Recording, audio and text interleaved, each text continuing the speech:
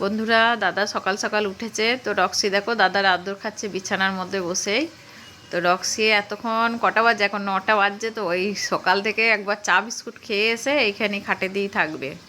আমাদেরকে থাকতে হবে, তবে থাকবে। আমরা মা বেটাই বসে আছি, যার জন্য আমাদের কাছেই আছে। আমি নেমে গেলেই ও নেমে চলে যাবে। ও সোনা, ও সোনা বেটা দুষ্টুমি খুব করে।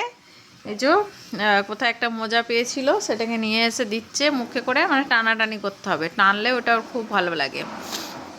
তো বন্ধুরা, ও প্রচুর খেলতে চায়, কিন্তু আমাদের খেলার মতন মানে সেরকম কেউ নেই, যার জন্যে ও বিরক্ত হয়ে যায়, দিয়ে কামড়াকামড়ি করতে লাগবে। প্রচুর খেলতে ভালোবাসে।